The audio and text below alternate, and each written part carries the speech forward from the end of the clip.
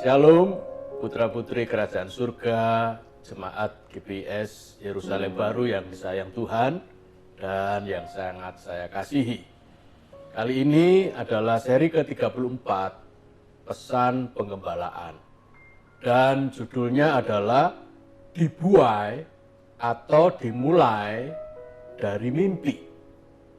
Sebuah pertanyaan, apakah hidup kita dibuai oleh mimpi atau dimulai dari mimpi, dan kita akan bergerak untuk mencapai target, tujuan, bahkan kehendak Tuhan. Saudara, kita akan belajar dari seorang tokoh namanya Yakub. Yakub adalah perwajahan dari kita semua. Kita punya kemelut, Yakub juga punya kemelut. Bahkan karena kemelut yang dihadapi, dia harus melarikan diri, menjauh dari kakaknya Esau yang dia rampas hak kesulungannya. Kita punya mimpi-mimpi. Orang tua punya mimpi dan harapan untuk anak-anaknya. Remaja-remaja yang sudah lulus di bangku kuliah punya mimpi untuk bisa bekerja dengan baik. Saudara-saudara yang belum punya jodoh, punya mimpi untuk bisa punya jodoh. Yakub juga punya mimpi. Dia juga ingin berhasil menggapai masa depan, sama seperti kita. Dan sebagaimana kita, dia juga percaya kepada Tuhan. Jadi Yakub adalah mewakili perwajahan dari kita semua. Saudara yang dikasihi oleh Tuhan, mari kita lihat bahwa Yakub bermimpi tapi tidak dibuai oleh mimpi.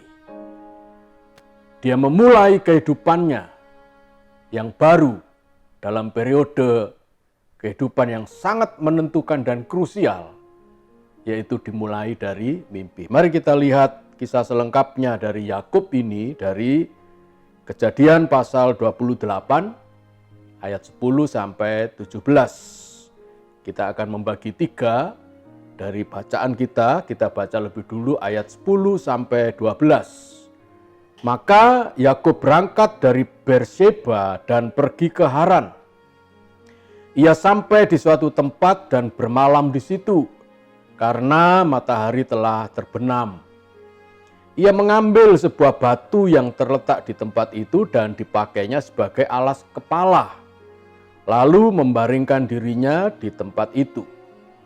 Maka bermimpilah ia. Di bumi ada didirikan sebuah tangga yang ujungnya sampai di langit. Dan tampaklah malaikat-malaikat Allah turun naik di tangga itu. Kita akan belajar dari bagian yang pertama ini. Satu poin penting, sebuah kemelut. Sebagaimana kita, Yakub punya kemelut. Dan kemelutnya adalah blunder, kesalahan yang dia buat. Dia telah merampas hak kesulungan dari sang kakak. Memang Esau pun tidak berbuat yang benar. Ketika dia lelah, berburu dan lapar, dan hidungnya mencium aroma masakan daripada Yakub, saudara, maka masakan itu menggoda dirinya untuk menjual hak kesulungannya. Yakub tidak sepenuhnya salah. Tapi saya sebut itu merupakan sebuah blunder sehingga Yakub harus melarikan diri.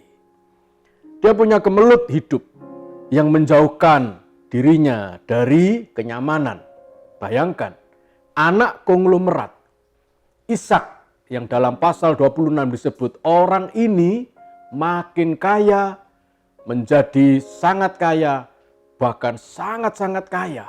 Itu catatan di Kejadian 26 ayat 13. Yakub ini anaknya, saudara. Anak yang begitu luar biasa. Dikasih oleh orang tuanya. Dia punya kemelut yang ditulis dengan jujur oleh Alkitab kita. Alkitab tidak pernah menyembunyikan tokoh-tokoh iman. Bahkan dia adalah kakek moyang dari suku bangsa, yaitu bangsa Israel, yang luar biasa di muka bumi ini, saudara. Alkitab jujur bahwa dia punya persoalan hidup, bahkan punya kemelut dan harus melarikan diri. Tidur beralaskan batu. Di dalam ayat yang ke-11, bahwa ketika matahari telah terbenam, dia harus tidur. Tidak di sebuah kemah yang hangat, di kemah ibunya di Berseba, tetapi di sebuah padang beralaskan rumput dan beratapkan langit, saudara. Dia mencari batu untuk dia pakai sebagai alas kepala. Saya tidak bisa membayangkan bagaimana hidup dari anak konglomerat ini begitu sulit dan begitu menyedihkan, saudara. Tetapi itulah yang dia jalani, sebuah kemelut. Dan ketika itu, saudara, dia bermimpi. Ayat 12. Saudara, saya juga pernah mengalami kemelut hidup karena salah mengambil keputusan untuk keluar dari pekerjaan. Dan tidak pernah mendapatkan pekerjaan baru yang lebih baik karena kedahuluan krisis moneter. 4 tahun saya harus menjalani kesalahan pengambilan keputusan dalam hal pekerjaan. Saudara-saudara yang lain, mungkin engkau mengalami kemelut karena melakukan dosa, melakukan hal yang di luar kebenaran Tuhan. Saudara, mari perbaiki hidup kita, bertobat, dan songsong masa depan yang jauh lebih baik bersama Tuhan. Saudara, dia memulai dan mengakhiri kemelut hidupnya itu, saudara, dengan sebuah mimpi. Mimpinya, dia melihat bumi yang dimana dia tidur, saudara, berdiri sebuah tangga yang ujungnya itu sampai di langit. Dan dia melihat sebuah vision yang luar biasa. Malaikat-malaikat Allah turun naik di tangga itu. Wow, luar biasa, saudara. Seorang penipu, perampas, yang di tengah-tengah kemelut hidupnya melihat sebuah vision ilahi yang luar biasa, melihat malaikat-malaikat Tuhan. Yang kedua, kita belajar sebuah mimpi dan perjumpaan dengan Tuhan. Di dalam ayat-ayat sebelumnya, kita belum pernah melihat Tuhan berjumpa dengan Yakub. Dia mungkin sering mendengar kisah-kisah dari kakeknya, yaitu Abraham, atau Ishak, bapaknya, yang mana mereka berdua, baik Abraham maupun Ishak, sangat sering berkali-kali bertemu dengan Tuhan secara langsung, face to face, audible, telinga mereka mendengar suara Tuhan. Tetapi untuk Yakub belum ada catatan sebelum dari pasal 28 ini yang menjelaskan bahwa dia berjumpa dengan Tuhan seperti Abraham dan Ishak. Di dalam mimpinya itu, Tuhan berkesempatan menggunakan mimpinya Yakub untuk berjumpa dengan orang ini, saudara. Ayat 13 sampai 15, mari kita baca. Berdirilah Tuhan di sampingnya. Luar biasa. Tuhan tidak berdiri di ujung tangga di langit, tetapi justru berdiri di samping Yakub dan berfirman, menyapa Yakub, "Akulah Tuhan Allah Abraham nenekmu dan Allah Ishak. Tanah tempat engkau berbaring ini akan kuberikan kepadamu dan kepada keturunanmu." Rupa-rupanya Yakub sedang tidur di tanah Kanaan yang kelak diberikan Tuhan kepada bangsa Israel. Ayat 14, keturunanmu akan menjadi seperti debu tanah banyaknya, dan kau akan mengembang ke sebelah timur, barat, utara, dan selatan, dan olehmu serta keturunanmu semua kaum di muka bumi akan mendapat berkat. Sesungguhnya aku menyertai engkau, dan aku akan melindungi engkau kemanapun engkau pergi. Dan aku akan membawa engkau kembali ke negeri ini, sebab aku tidak akan meninggalkan engkau melainkan tetap melakukan apa yang kujanjikan kepadamu. Sebuah perjumpaan dengan Tuhan, sebuah mimpi akan dimulainya sebuah era yang baru dari kehidupan Yakub. Yang luar biasa dan indah adalah Tuhan tidak lagi memperhitungkan kesalahannya. Dengan kata lain, Tuhan mengampuni dosa daripada Yakub. Dan Yakub akan memulai sebuah lembaran hidup yang baru dari sebuah mimpi. Saudara, dikatakan di sana bahwa olehmu dan oleh keturunanmu semua kaum di muka bumi ini akan mendapat berkat. Dan itu betul-betul sekarang digenapi.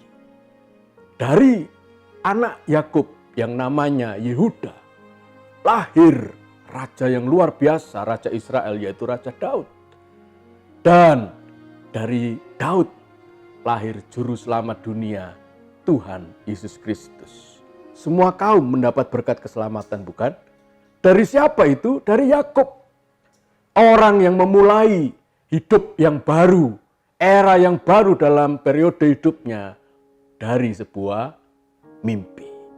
Saudara, dikatakan di sana, tidak hanya keturunannya akan menjadi berkat dan melahirkan juru selamat, yaitu Tuhan Yesus.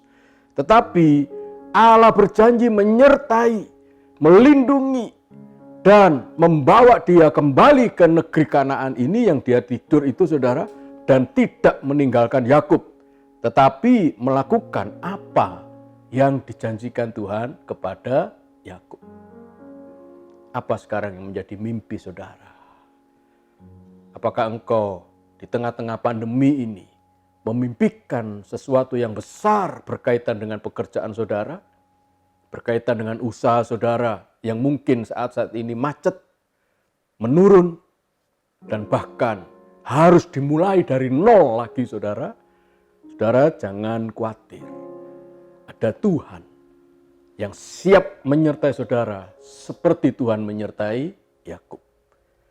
Walaupun dulu Yakub adalah seorang pemeras dan penipu, dia peras bapaknya dengan bahasa yang halus. Dia tipu bapaknya untuk memberikan hak kesulungan itu, saudara. Dia paksa secara halus dengan cara penipuan yang tidak benar yang dilakukan oleh Yakub. Tetapi Allah tidak malu menjadi Allah Yakub.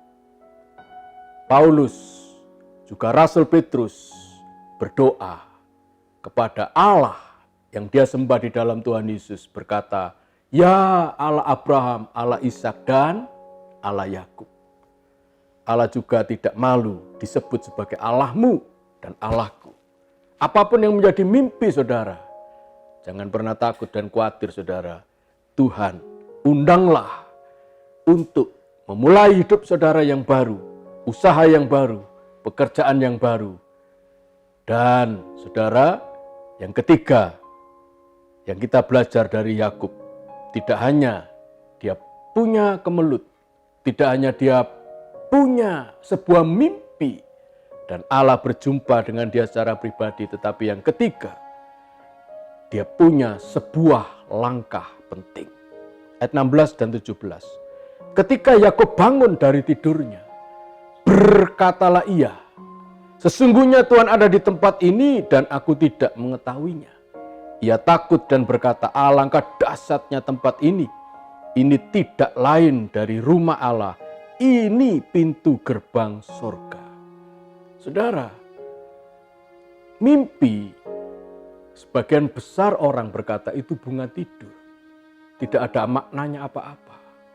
Tetapi bagi Yakub, mimpi ketika dia ada berjumpa dengan Allah sendiri, yaitu melihat tangga yang terjulur ke surga. Saudara, ini bukan mimpi biasa. Bagi Yakub ini sebuah peneguhan. Ini sebuah keyakinan yang besar. Semangat yang akhirnya Tuhan membuatnya menjadi membara untuk menjalani hidup selanjutnya. Dia bangun dari tidurnya. Saya senang dengan kata ini. Banyak orang tidak mau bangun dari tidur dan tetap mau dibuai oleh mimpi. Hidup di tengah-tengah halusinasi dan imajinasi saja. Sehingga hidup orang-orang semacam ini memiliki dua kepribadian, saudara. Sementara pribadi yang satu hidup dalam alam nyata, tetapi dalam pribadi yang lain, dia hanya hidup di dalam mimpi-mimpinya dan tidak pernah keluar dari jeratan mimpi itu. Tapi Yakub tidak, saudara. Dia tidak terlena, dia tidak meneruskan tidurnya. Tetapi Yakub bangun dari tidurnya dan berkata, ini adalah tempat yang luar biasa karena tempat ini dahsyat. Ini rumah Allah dan ini pintu gerbang surga. Pertama-tama ketika dia memulai kehidupannya yang baru dan bangun dari tidurnya, saudara, dia akan membuat sebuah langkah baru. Dimulai dari mana, saudara? Dari pintu gerbang surga. Bukan dari tempat, yaitu di tanah Kanaan yang dia tidur itu, saudara. Dia memulainya periode kehidupan yang baru dari pintu gerbang surga. Kalimat dari bahasa Mandarin berkata begini, 1000 li dimulai dari satu langkah. Saudara, perjalanan menempuh 1000 li itu artinya 500 kilometer. Dimulai dari satu langkah. Saudara, apa yang menjadi tujuanmu sekarang? Mulailah dengan bangun dari mimpi dan kenalilah Tuhanmu, Tuhan Yesus yang baik itu. Dan posisimu sekarang ada di pintu gerbang surga. Dan itu menjadi bekal kehidupan saudara untuk langkah selanjutnya. Jangan dibuai oleh mimpi, tetapi mulailah dari mimpi untuk menuju kepada kehidupan bersama dengan Tuhan. Amin. Mari kita nyanyikan sebuah pujian yang berkata, tangan kuat yang memegangku. Haleluya. Ada tangan yang selalu memegang saudara. Dan jangan lepaskan itu, saudara. Pegang tangan Tuhan. Haleluya. Saat ku sendiri, tiada seorang pun yang memperhatikanku seperti Kau, Tuhan. Saat ku berjalan dalam lembah kelam, ku percaya Kau selalu sertaku. Tangan kuat yang memegangku selalu menuntunku. Ku tak mau jalan sendiri. Yesus, ku perlu kasih-Mu dan ku perlu kuasa-Mu sampai akhir hidupku. Tuhan, hidup kami juga memiliki kemelut, persoalan yang bahkan ada di antara kami yang menanggungnya dengan berat. Tetapi kami mau tidak dibuai oleh mimpi indah. Kemana kami harus melangkah. Tetapi kami mau memulai hidup kami dari mimpi untuk melangkah bersama Tuhan, memegang tangan-Mu yang penuh berkat itu, Tuhan.